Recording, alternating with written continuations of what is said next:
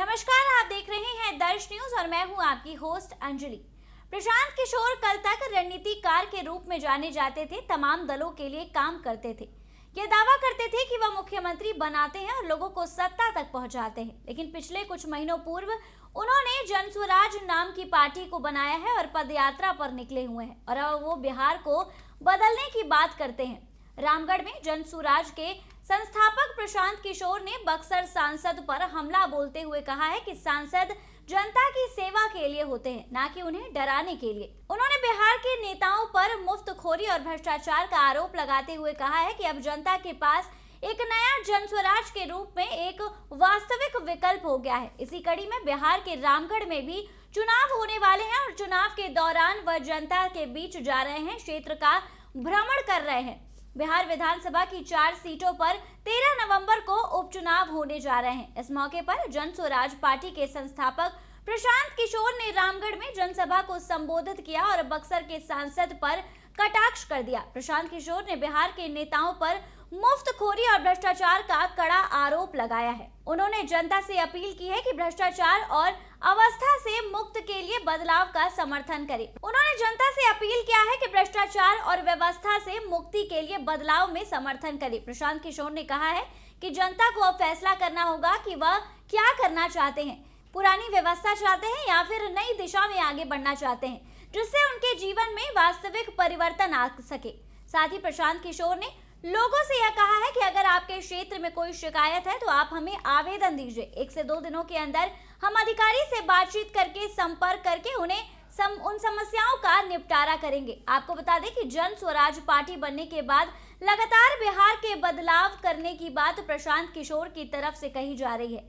बिहार में 4 सीटों पर उपचुनाव को लेकर जन स्वराज की पार्टी ने भी अपने उम्मीदवारों को खड़ा कर दिया है और चारों सीटों पर त्रिकोणीय मुकाबला नजर आ रहा है। 2025 के बिहार विधानसभा चुनाव को लेकर जन स्वराज ने यह दावा किया है कि बिहार में एक बड़ा बदलाव होगा और युवाओं के लिए एक पार्टी काम करेगी। लेकिन जिस प्रकार प्रशांत किशोर लगातार जनता के बीच जा रहे हैं और समस्याओं को दूर करने का हवाला दे रहे हैं, यह कहा जा रहा है कि अब देखा जाएगा कि पीके इन वादों पर कितना आगे बढ़ पाते हैं। और कहा जा रहा है कि नेता यहां से जीत कर चले जाते हैं लेकिन गरीबों की समस्याओं का निपटारा नहीं हो पाता है। बिहार की सत्ता पर तेजस्वी यादव और नीतीश कुमार लगातार सक्रिय है, फिर भी बिहार के प्रशांत किशोर ने नई नवेली पार्टी का निर्माण किया है और अब ये पार्टी कितना काम कर पाती है ये तो आने वाला समय बताएगा। बहरहाल ये देखना काफी दिलचस्प होगा कि बिहार के बाजीगर रहे नीतीश कुमार और तेजस्वी यादव को टक्कर दे पाते हैं प्रशांत किशोर या फिर चारों खाने चित हो जाते हैं,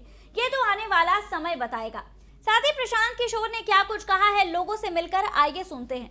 जैसे सांसद कोई विशेष चुनकर नहीं आए हैं, सभी सांसदों का कार्यकाल 5 साल है। रामगढ़ के सांसद का भी कार्यकाल 5 साल है, लेकिन सांसद का कार्यकाल जनता के काम करने के लिए है, जनता की आवाज उठाने के लिए है, जनता की सेवा करने के लिए है, दूसरे को धमकी देने के लिए नहीं है। और अगर सांसद होकर आप किसी को डरा रहे हैं, धमकी दे रहे हैं, वो चाहे विधायक हो या कार्यकर्ता हो या सामान्य पब्लिक हो, तो ये आपके संस्कार को दिखाता है, आपके चरित्र को दिखाता है। ये दिखाता है कि आप सांसद कम बाहुबली ज्यादा है। अभी तो बिहार में मुफ्तखोरी की, नेताओं को जो मुफ्तखोरी की आदत है, जहां भाजपा का डर दिखाकर लालू जी और लालू जी का डर दिखाकर भाजपा वाले वोट लेते रहे, जो मुफ्तखोरी की आदत लगी हुई थी, क्योंकि जनता के पास कोई तीसरा विकल्प नहीं था।